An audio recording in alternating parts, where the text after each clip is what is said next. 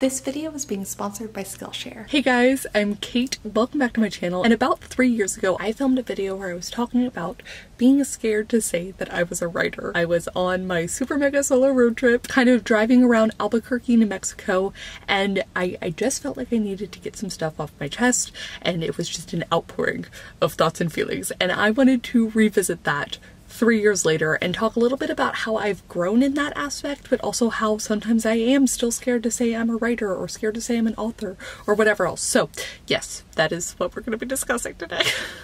Also, I have a little holiday stitch, so anyways, let him give me strength. So let me start off by saying, if you're scared to say that you're a writer, you're not alone. Whether it's as a hobby or a job, and when I was talking about it last time, I focused more on the hobby aspect, but this time I want to talk about more of the job aspect, and how now that I've been doing this for a bit, my thoughts and feelings have kind of evolved, but not fully to the way that I'd hoped. Anyways, let's go ahead and get into it. Now, at the time that I had made that video, I had semi-recently quit my corporate job and was living predominantly off of savings, though I was making some money from freelance writing through some old corporate contacts that I had. And so it felt really weird to say that I was a writer when, while that was my predominant source of income, I wasn't really making a lot, certainly not in comparison to what I used to be making, right? And while I don't think that anyone's self-worth should be tied up in how much they make, I find that that's not human nature, but maybe human nature in our capitalist society.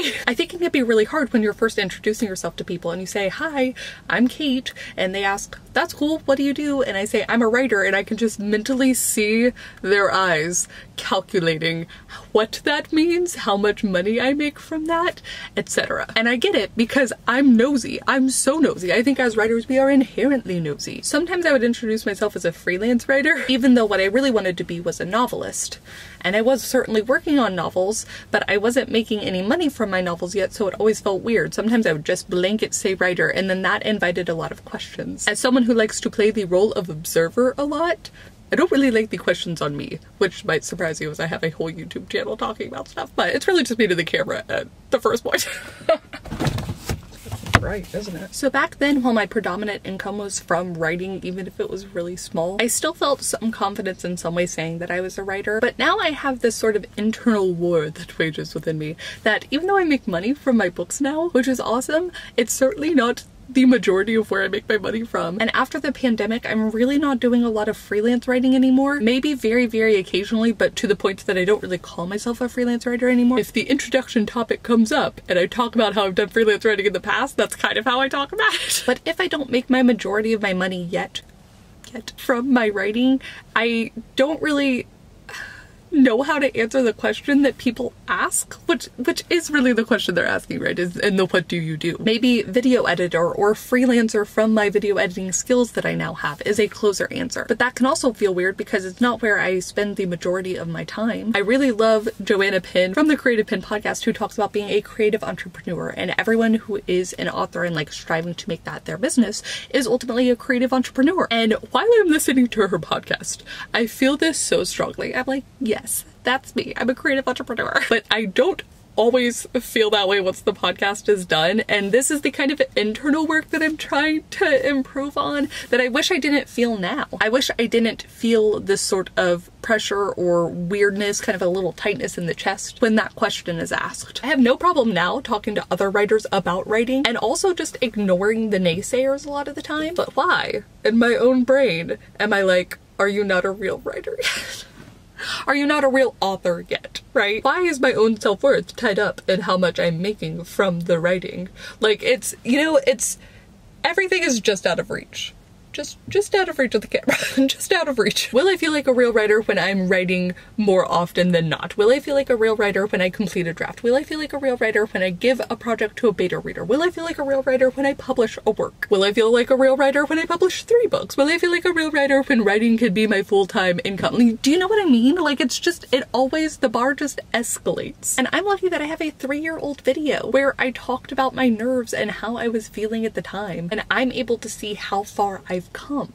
But now it's still like, I wish I was farther along this journey. And one of the comments that I really loved from Alex at the Patchwork Nerd on that old video was that she said, it's not just a flip you can switch, or a switch that you can flip. You flip the switch. Yes, it's not just a flip you can switch, whatever. That it takes time, and as I'm learning, it's a continuous journey.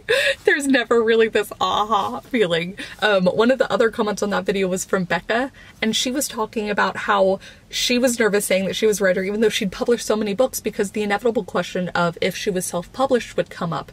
And I think it's really delightful in a lot of ways to see at least what I think has been an evolution in that whole self-pub, trad-pub divide. While I do think that there's still something there, my impression of it is that that's gone down a lot. You know, the other thing about being a writer is that people want to give you all of their opinions all of the time. This is probably true for a lot of artistic fields, but because writing, you know, everyone has to write emails, or everyone had to take a writing class. Everyone has the next great novel somewhere in their brain. They just need someone else to write it, you know? I feel like there's really been a shift when I talk to people about being like, oh, well, have you considered self-publishing? Like that's the thing now that I think more and more people are hearing, which is wonderful in a lot of ways. And I think the work of a lot of people who have self-published way before I was doing it, and it's taken, you know, a long time to get here. But I do still think there's some amount of respect, maybe a different kind of respect, as we all can recognize that there are different pros and cons to whichever publishing path you take, but a different kind of respect given to trad pub authors. Another aspect of this internal external divide, I think, is just the constant artist struggle. And that we're always seeking to do better and improve. And there's a lot of self-doubt in the creative process. While I'll tell them it often feels like there's a little bit of judgment on the quality of the work, which in a lot of ways is wonderful because I hope that they love the work. But this is something that I'm not necessarily used to coming from this business finance background, where people just kind of take your word for the thing that you're doing. I use dentists as an example, but when I meet someone and they say that they're a dentist, I'm not like, I wonder how good of a dentist they are. I wonder how many clients they have. You know what I'm saying? Like, that's just not the thought process that occurs. But if I meet an artist, I'm like, oh, I wonder if I like their work. And oh, I wonder what their work looks like. I wonder all sorts of things. And I think it's just, I am constantly working on the ability to separate, you know, my art from me. And that much like, you know, my self-worth shouldn't be tied up in how much I'm making from the art. It also shouldn't be tied up in other people's perceptions of the art. I love it and I'm doing the best to make it as good as it possibly can be. And that needs... Oh, there's a car. Do they know how to reverse? Is this the first time they've ever reversed? Where was I going with this? Who knows? Anyways, 2018 me would be so impressed by 2021 me. I've published under my romance pen name. I published in Cam's anthology. You can find it down below.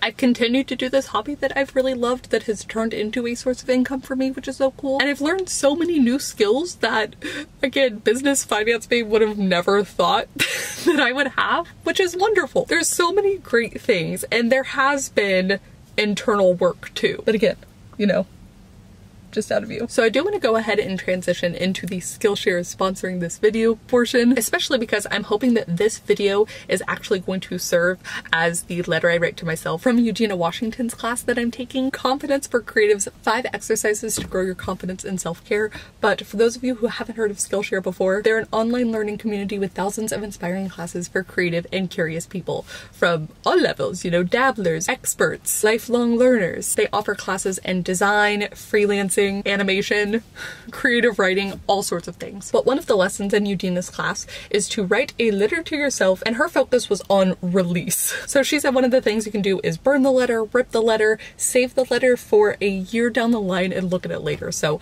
that's what I'm gonna do with this video. This is my release. Just getting it all out there. I've also really loved Lisa Ko's class, Writing Fiction, 5 Exercises to Craft a Compelling Plot, which I recommend using the free trial to take and help you if you're stuck in your NaNoWriMo novel. Throughout all of the exercises, we follow the same story as we kind of cover the who, the when and where, and the what and why, and then how in different lesson plans, which is so helpful. In particular, she does a wonderful job of explaining how the outside goal and the inside goal need to kind of merge as the plot goes along. And the first 1,000 of y'all to click my link down below will get a free 1-month trial of Skillshare, so you can start exploring your creativity today. And thank you once again to Skillshare for sponsoring this video. Going back to the comments on my previous video, I really liked Romy's, where they said that they are traditionally published in their country, but actually getting their friends and family to understand that their writing work is is still work was really tough. Compared to 2018 me, as I was really starting out on my own journey, I think that now 2021 me, my family and friends respect all of the various things I do and the time that is required in all of these things a lot more. And some of that had to be an evolution too, and that just because I work different hours or can work different hours than the 9 to 5 doesn't mean that I can always drop everything all the time, that there needs to be this work time built in. See me filming this while on vacation.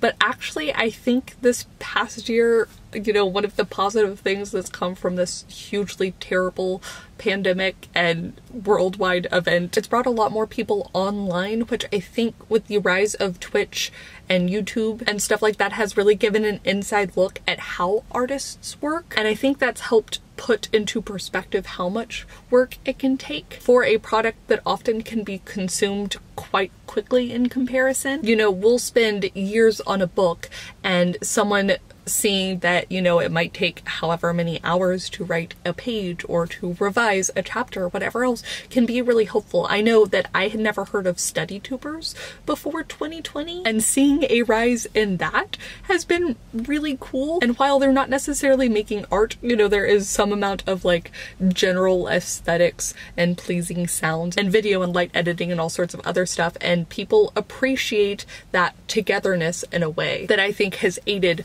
other communities that do something similar. Especially with arts, when we're not in that world, we really only see the very top, right? We see the James Pattersons of the world in all of the airports or something, and people don't realize what the writing work looks like for 99.9% of other writers and authors. I know for me in the past year, I binged the Great Pottery Throwdown. I knew nothing about pottery, and to see all of the work that it takes and all of the creativity and the talent and the precision and the skill and all this stuff has really given me such a wonderful perspective when I see people at farmers markets selling their pots or their mugs, and why something might cost a certain amount of money. Like, it's just, yeah. I also think this open and honest communication has really helped, especially like all the others who talk on Twitter. I haven't been on Twitter in years, I always have to say that, but my co-writer always sends me discussions, and people being open about how much money they make has really been eye-opening. Even as someone who's in the industry and who's doing the thing, there's a lot of like mystery that surrounds this, and I think AuthorTube can also help with that in a lot of ways. I will say that one of the things that I actually feel most uncomfortable talking about now with just like general people, as I've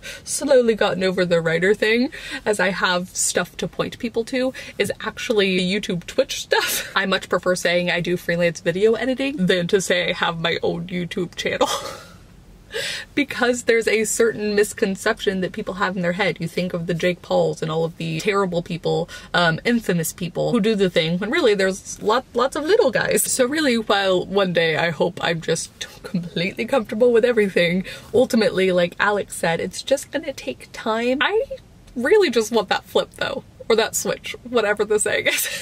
I've now said it too many times that the word has lost all meaning, but in the meantime, I'm thinking of what I can do internally, which is, one, realizing that there's still an issue, being open and honest about it, continuing to improve on my work and feeling more and more confident in that, which, much like the rest of this, is just gonna take time. More books, more videos, more stories, more formats, more creative entrepreneurship, I don't know. But that is gonna be it for me. Please do comment down below. Let me know if you're scared to say that you're a writer. Let me know how that has evolved for you in the past 3 years. Let me know if there's been a turning point for you. Let me know if you already have it, what the secret is to just not caring what people think. I have gotten better about that in the past 3 years, and part thanks to YouTube and growing a thicker skin, but alas, I could do better. Let me also know what's a skill that you've improved upon that's not writing in the past 3 years, maybe even something that you never thought you'd improve upon or never thought you'd try. If you are a sculptor or you throw down pottery, let me know how you got into it. But thank you guys so much for watching. Thank you to Skillshare for sponsoring this video, and I will see you all very soon with another one. Bye. Being scared to film in cars.